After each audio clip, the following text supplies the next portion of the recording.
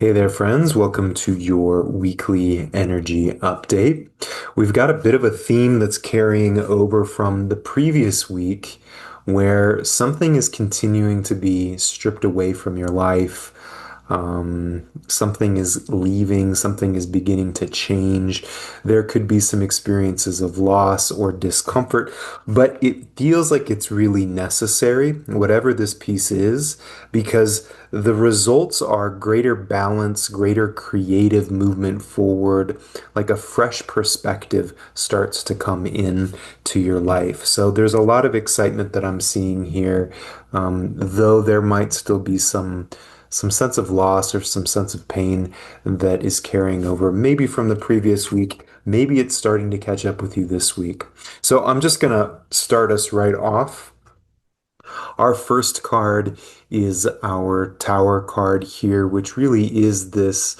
It's a card where something foundational is beginning to change, something that we've kind of grown accustomed to or used to in our life. That's represented by this tower that's standing on stones. It's like there's an edifice to it. There's something weighty. It's part of how we know ourselves. It's part of how we understand life, how we understand reality. And lo and behold, as life, as the cosmos go, it's starting to break down. So, some way in which we've felt identified, whether that's identified with ourselves, identified with how it is that life is supposed to be, maybe identified with a particular relationship or a particular role, is continuing to crumble. And it's not unlike our Ten of Swords from last week, where there's something that's really trying to finalize itself. Now, because of last week, there's this sense of like something really sort of finishing off.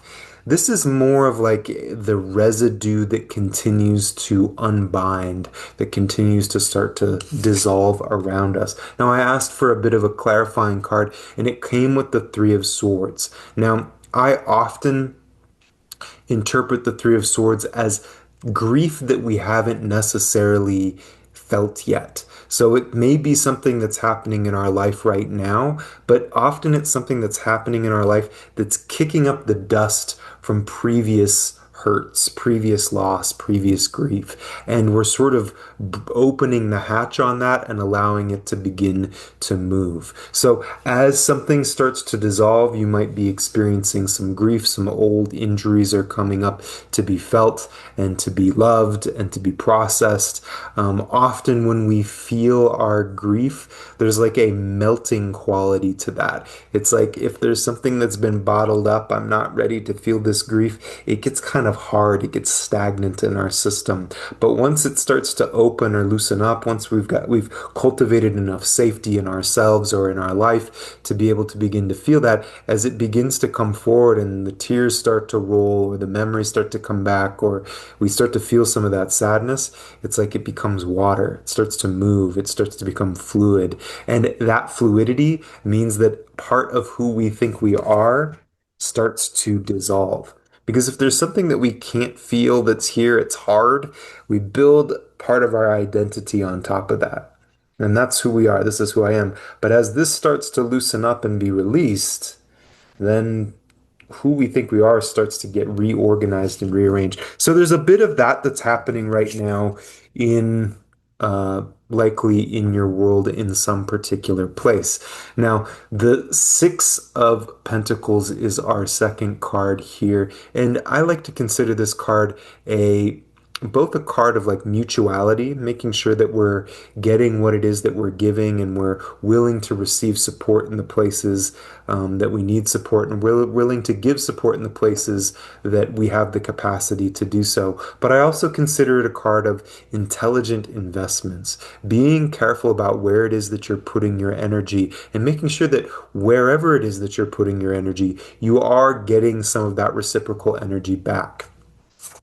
Now, what this is showing, I asked for a clarifying card here as well, which comes up with the Six of Pentacles, is that that's part of the shift that's happening here. It wouldn't surprise me if part of this injury that's being digested right now, represented by the Tower card and the Three of Swords, was a hurt in our life that informed us that we needed to give.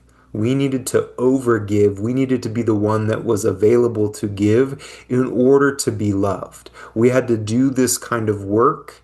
Otherwise, we wouldn't be accepted. Otherwise, we wouldn't be loved. And so often what happens with that kind of injury is that we overgive and we're not necessarily getting the reciprocal energy back. People aren't necessarily tending to us or attending to what it is that we're needing.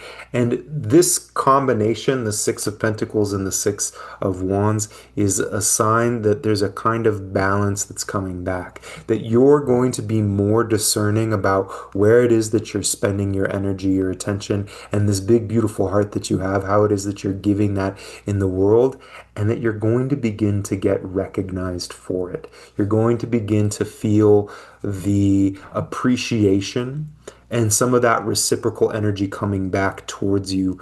Um, Something's shifting. Something sort of fundamentally is shifting around how it is that you're giving in the world, and the world actually receiving and appreciating and giving back towards you. Anything that is balancing out, anytime that we start to integrate a deeper, more foundational part of ourself, means that there's going to start to be more creative energy. Now, the Three of Wands isn't necessarily saying that you're going to immediately know what the next move is or where you're going to go next. It's like a time of creative visioning. You're starting to look out over the expanse. He's looking over the expanse here. And you've got enough creative energy now that you can tell that things are going to start moving. There's going to be start to be new options, new possibilities, and you can get curious and excited and interested in what is it that wants to happen next for me? What are the next moves? What's the next exciting thing that I want to put my attention on? What's the next exciting thing that I want to start drawing into my life? And the clarifying card that's coming with this is kind of an emphasis here. It's the Page of Wands is has a massive capacity to create something out of nothing, a massive capacity to bring in more intrigue and charisma and fun and creativity.